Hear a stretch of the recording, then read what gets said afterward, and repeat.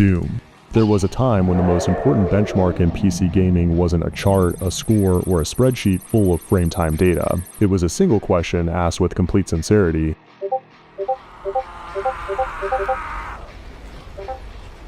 To understand why that question mattered at all, you have to go back to early 1993 when the personal computer was, to be generous, not a gaming platform. PCs were beige office boxes designed for spreadsheets, running Intel 486 processors at 66 MHz with 4 to 8 MB of RAM and ISA graphics cards that could barely redraw a static image, let alone animate one smoothly. The cutting edge of personal computing was a machine that made a toaster look ambitious. Meanwhile, the Nintendo Entertainment System were cheaper, simpler, and made of plastic. They were doing things that computers couldn't. That's the technological equivalent of losing a Sprint to a kitchen appliance. Then John Carmack happened. Through a series of increasingly brilliant engineering decisions, binary space partitioning being the headline act, ID Software released Doom in December 1993. It didn't just push what PCs could do, it redefined what the question even meant.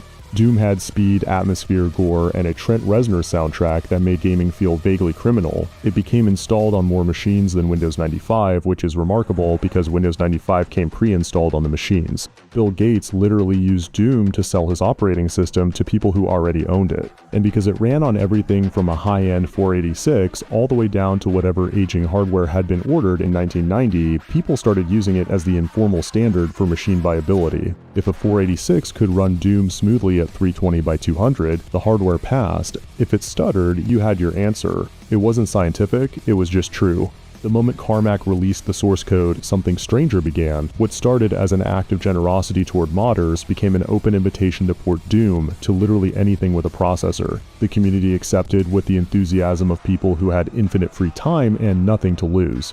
It was ported from something as common as a calculator to even a pregnancy test. Someone built a Minecraft mod where you construct a virtual computer from blocks, install a virtual operating system, and run Doom inside that simulation while it runs on an actual computer. 3 layers of abstraction to shoot at demons, that is either the pinnacle of human achievement or a neon sign that we've all lost the plot. A Domino's pizza app, a Vegas voting machine, an IKEA smart lamp, a vape pen, which raises legitimate questions about screen real estate and whether the HUD is visible through the fog. A simulation of bioluminescent gut bacteria, which is either incredible science or the most unnecessarily aggressive Doom port ever conceived. But the pattern is clear. Doom stopped being a hardware challenge the moment hardware stopped presenting one. What remained was something stranger and more of a cultural reflex, the instinct to ask, but can it run Doom, whenever anything gets a processor was trivial. It's not really about the game anymore, it's a statement.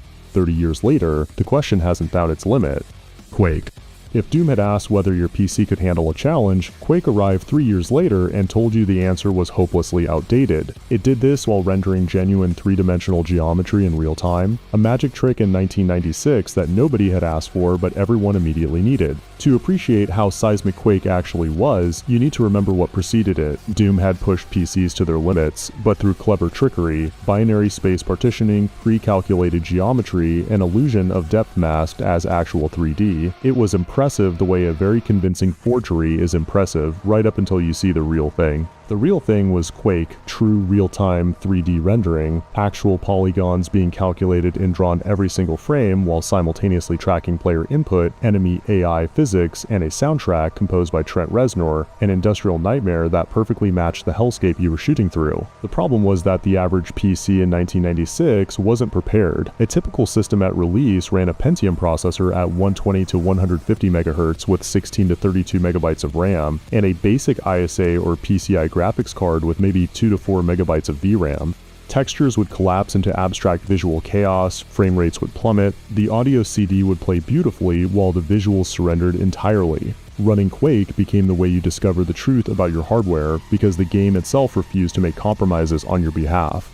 But if you had the best available, a high-end Pentium Pro at 200 MHz, a 3D Voodoo graphics card, which was the GPU that defined the era, and 32 to 64 MB of RAM, Quake was a revelation. The Voodoo could actually handle true 3D texturing and fill rate, making real geometry possible in a way no previous consumer hardware could match. It wasn't smooth, it wasn't easy, but it was different from Doom in a way that mattered. High-end PCs with a Voodoo card could push Quake toward playable frame rates at 640 by 480, which felt like staring into the future. Everyone else got to watch the future in slideshow form. This is where the benchmark culture truly began. Quake wasn't just harder than Doom, it represented a fundamental shift in what gaming PC even meant. You couldn't run it by being clever anymore, you needed actual hardware muscle.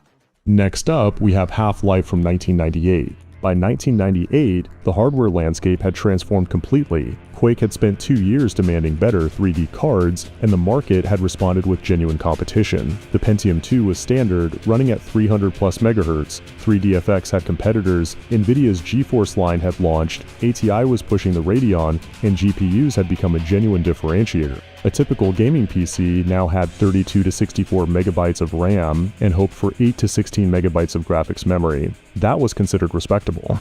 Then Half-Life arrived and immediately demonstrated that